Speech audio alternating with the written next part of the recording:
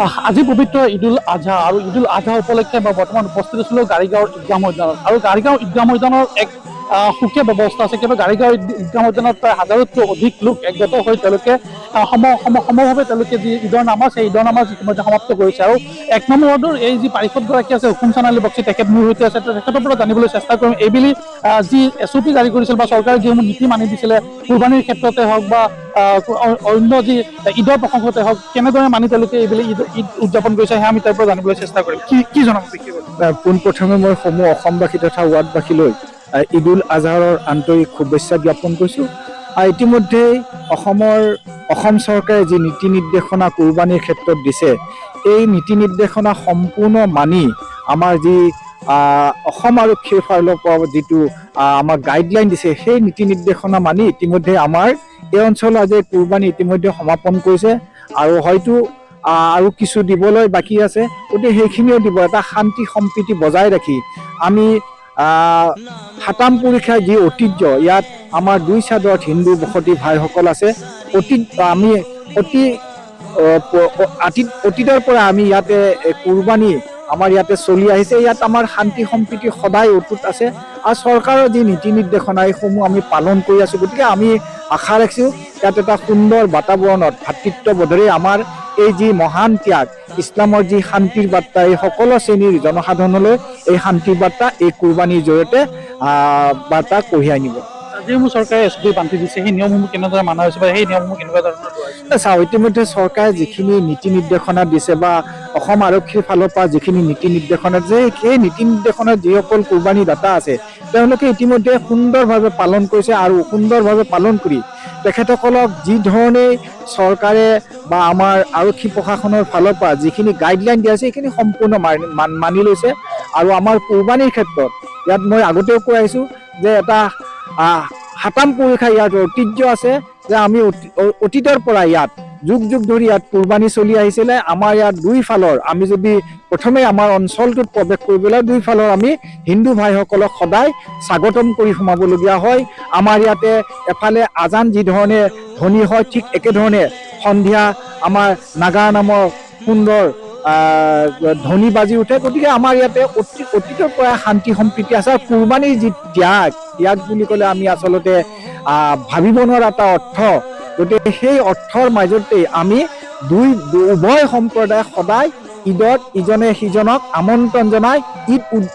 ঈদ শান্তি আৰু উলহ মালহেৰে আমি উদযাপন কৰি আছোঁ কিন্তু এইবেলিও তাৰ ব্যতিক্ৰম নহ'ব আৰু বহুত সমাজত বহুত ধৰণৰ শ্ৰেণীৰ মানুহ থাকে ক'ৰবাত হয়তো কোনোবাই কিবা অঘটন ঘটাবলৈ চেষ্টা কৰে কিন্তু সেইখিনি আমাৰ এই অঞ্চলৰ যে সদায় সূক্ষ্ম দৃষ্টিৰে চাই সেইসকল যদি তেনেধৰণৰ ব্যক্তি থাকে সেইসকলক আমি সদায় বিচাৰি ওলাইছোঁ আৰু আমি আশা ৰাখিছোঁ যে এই ত্যাগৰ মহান দিনটোত আমাৰ যি শান্তিৰ বাৰ্তা এই শান্তিৰ বাৰ্তা আমাৰ আটাইলৈ বিয়পিব আৰু ইয়াৰ মাধ্যমেৰে আমাৰ যি অসমৰ ঐতিহ্য সাতাম পুৰুষীয়া এনাজৰী আমাৰ সদায় অটুট থাকিব। ধন্যবাদ জ্ঞাপন কৰিছোঁ আপোনালোক ঈদৰ শুভেচ্ছা জ্ঞাপন কৰিলোঁ আৰু এয়া হৈছে গাড়ীগাঁও ঈদগাহ ময়দানৰ যি পৰিৱেশ সেই পৰিৱেশ আমি দেখুৱাই আছিলোঁ মোৰ সৈতে মোৰ জ্যেষ্ঠ সাংবাদিকগৰাকী আছে মোৰ সতীৰ্থ সাংবাদিকগৰাকী আছে তেওঁৰ পৰা জানিবলৈ চেষ্টা কৰিম বিশেষভাৱে আজি যিহেতু পবিত্ৰ ঈদৰ দিন কি ক'ব বিশেষভাৱে কি জনাব? প্ৰথমতে মই আছাম টকছৰ জৰিয়তে সমূহ অসমবাসীক ঈদৰ শুভেচ্ছা জ্ঞাপন কৰিছোঁ। ইছলাম ধৰ্মাৱলম্বী লোকৰ দুটা বৃহৎ উৎসৱৰ অন্যতম হ'ল ঈদুল আজহা। ঈদুল আজহা হ'ল ত্যাগৰ উৎসৱ গতিকে এই পবিত্ৰ দিনত ইছলাম ধৰ্মাৱলম্বী লোকসকলে তেওঁলোকৰ মানে সৰ্বশক্তিমানৰ ওচৰত তেওঁলোকৰ কামনাবিলাক দিয়ে আৰু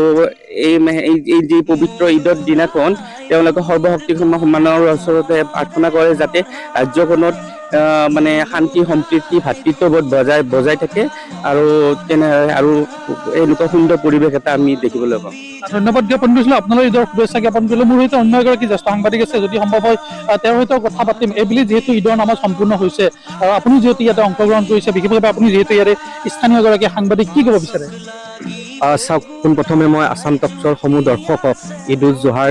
আন্তৰিক শুভেচ্ছা জ্ঞাপন কৰিছোঁ আৰু ইতিমধ্যে আমাৰ যি 2 ৰাকাত ৱাজিব নামাজ আছে সেই নামাজ আদায় কৰা হ'ল সুন্দৰভাৱে সকলো যি ধৰ্মীয় ৰীতি নীতি আছে সেই ৰীতি নীতিসমূহ সমাপন হৈছে। খুব সুন্দৰভাৱে এই অঞ্চলটোৰ অৰ্থাৎ কেৱল গাড়ীগাঁৱৰে নহয়, ইয়াৰ ওচৰ পাজৰৰ বহু সংখ্যক লোকে এই নামাজত অংশগ্ৰহণ কৰিছিলে আৰু আমাৰ যিগৰাকী মৌলানা আছিলে বা যিগৰাকী ইমাম চাহাব আছিলে, তেখেতে সুন্দৰভাৱে সকলো নামাজ ধৰ্মীয় ৰীতি নীতি সমাপন কৰিছে আৰু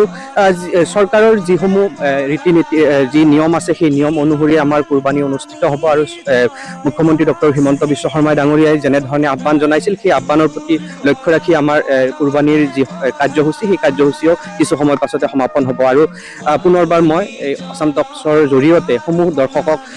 ঈদ উজ জোহাৰ শুভেচ্ছা জ্ঞাপন কৰিছোঁ। আপোনালোক ঈদৰ শুভেচ্ছা থাকিলে আপোনালোক ধন্যবাদ জ্ঞাপন কৰিছোঁ। যিহেতু এই পবিত্ৰ ক্ষণত যি SOP জাৰি কৰিছিল বা চৰকাৰে যিসমূহ নীতি বান্ধি দিছিলে এই নিয়মসমূহ মানি এইবুলি যি